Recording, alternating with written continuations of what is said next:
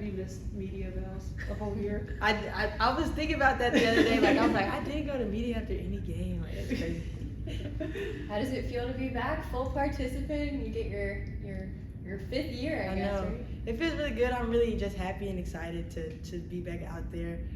Everybody's giving me a ton of grace, just getting my feel back for the game and getting back in shape. So, like I said, I'm just really happy. What do you think is the biggest thing you learned on the sidelines last year that you can apply going into this season? Definitely the game has slowed down a bit for me. Just seeing it, like you said, I spent like 30-something games on the bench. So just being able to go out there and implement the things that I saw just from the press or from the offense and things like that have just been really like good for my game. And I guess you got to see Coach from the sideline instead of, her coaching you out on the court. What was something you maybe took away from her coaching style in year 1 here? Definitely just the quiet confidence that she has, just really believing in and buying into what she says. It was one thing to be in it, but it was another thing to like see it unraveling and happening in real time. So really just buying in and believing everything that she was telling us to do and that it was really gonna work.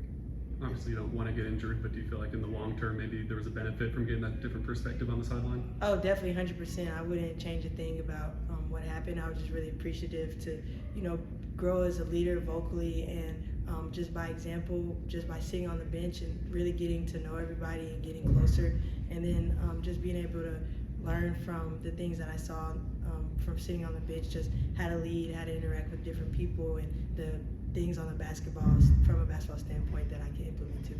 Z said that the team went crazy when you came back and made your first bucket. What was that experience like, and can you kind of walk us through what the shot looked like and everything? I think I came down and I did a spin move and just hit like a little left-hand layup, but I was running out of court and I'm not like a big crier or anything, but I just wanted to like tear up because it felt like, it was so long since I had played basketball, just played contact, and so I was really excited and they were cheering for me and everything, so it was just really special.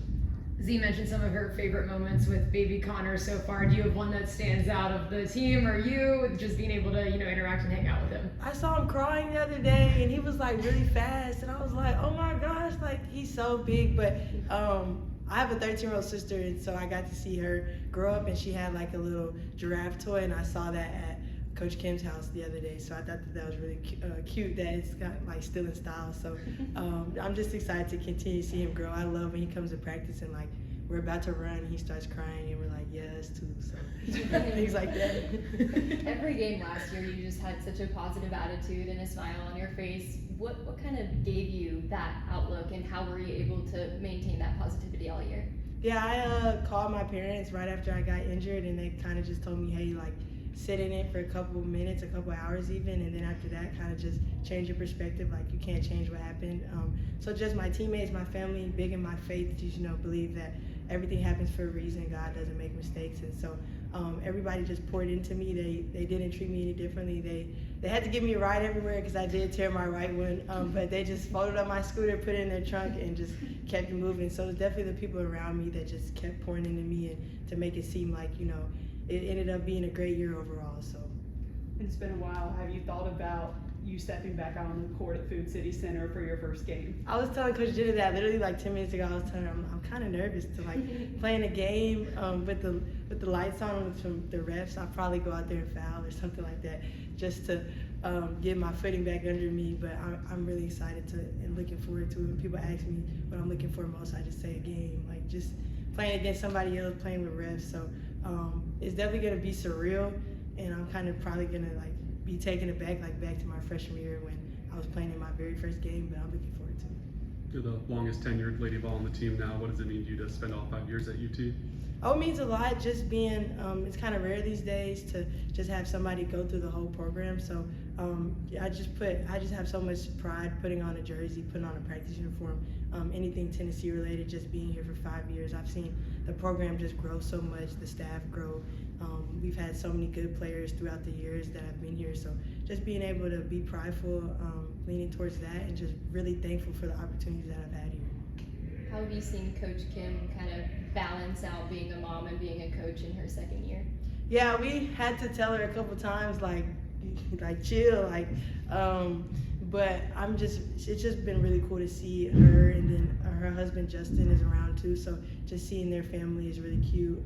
Like I said, she brings him to practice sometimes, and so it's just really cool. Like the strength that she has. She was back coaching within a couple days of having birth, so that was just really cool. Just to see her strength and just to see how much she really cares for us in this program. That she was willing to, make sure she was a coach first, and then taking that time, the maternity leave, to really be with her family and help raise her son was also so straight, because I know that was hard for her. She wanted to be here and continue to help us grow, but it was really cool to see her just take that time away and be with him too. There's a lot of new girls on the team, a lot of freshmen, and as Vol Nation continues to get to know them, who has the funny personality like you? Let me think who's like me. I would say like everybody's funny in their own way. I think Janiyah Barker is probably the most similar to me, just having like the boisterous personality. But they're all really funny in their own ways. Jada has a really sense of like quiet funniness about her, and then the twins obviously are larger than life. And I really like what they bring. And then Denai too. Denai's on the quieter side, but when she does say funny things, they're really funny, and it's like, wait, who said that? So, and then Lauren too. Really, all the transfers, they did a really good job of just picking good people, and everybody has, like I said, that different sense of humor to them. And Sorry, Riley, go. Who's impressed you the most on the court with these new girls? Definitely everybody. We were battling through some injuries, so it's really the past couple of weeks we've had almost full strength. So really everybody brings something different, and it's just all really cool to see it come together. We have people who can score, we have people who can play really good defense, we have people who can knock down shots, people who just know the game from having experience, like Naya and Janiyah, coming from other Power 4 conferences, have been playing college for 4 years. So everybody just really bringing a different thing that's going to help us hopefully reach our goals.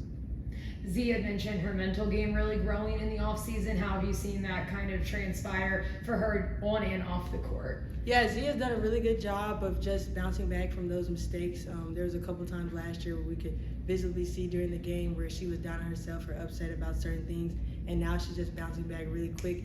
We do a lot of preaching the next play, whether that's good or bad, just next, and limiting those mistakes. So it's just been really cool to see her continue to grow off the court. She's emerging into more of a vocal leader too, and encouraging what she's learned, just the next play, and preaching it to the younger people and everybody around, really. And off the court, she's just blossoming into her personality. She's very funny. I think a lot of people have seen the video of her calling Coach Kim a chipmunk. So she's like that all the time, and it's just very cool to see how Lady Vol Nation continues to see that. I know you go back with Chaz Lanier. What was that like, seeing him with the men's side last year and as he transitions to the NBA? Oh, it was crazy. Chaz used to be shorter than me. I'm always gonna stand on that hill. But it was just, he's a really hard worker, and I'm glad Vol Nation embraced him. I knew that they would going in, and it was just really awesome to see him grow, and Coach Barnes push him to be a better basketball player. We always knew he was gonna have the talent to get drafted, but now that he's there, it's surreal. He sent us a bunch of gear. He sent my family and I a bunch of gear the other day. So, he's just really down to earth. He doesn't forget his roots, and I hope I can catch a game. I don't think I've ever been to an NBA game, but it would be cool to go out there and watch him play on the next level. All right. Thank you, Kaiya.